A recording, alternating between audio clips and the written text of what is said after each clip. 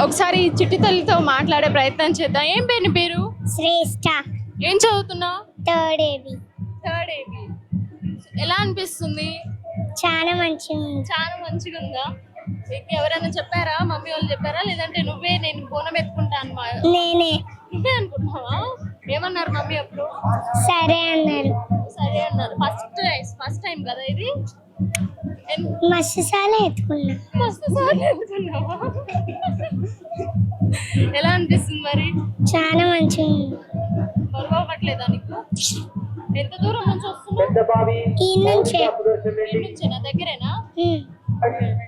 మీరు చెప్పండి. అంటే మీ పాప 3 times బోనం సమర్పించింది అనేసి అంటుంది. ఎలా అనిపిస్తుంది?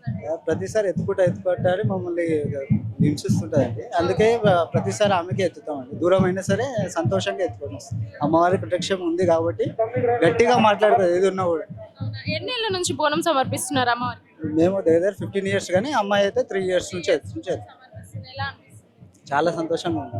ఏర్పాట్లు ఎలా ఉన్నాయి? అంటే మీకు ఏమైనా ఇబ్బందులు కలిగించేటట్టు ఏమైనా ఉన్నాయా? ఏం లేదండి, మేము దగ్గరనే నియర్ బై ఉంటాము టెంపుల్. ఎప్పుడైనా మాకు అమ్మవారి మంచి దర్శనం ఉంటుంది, మాకు చాలా మంచిగా చూస్తుంది.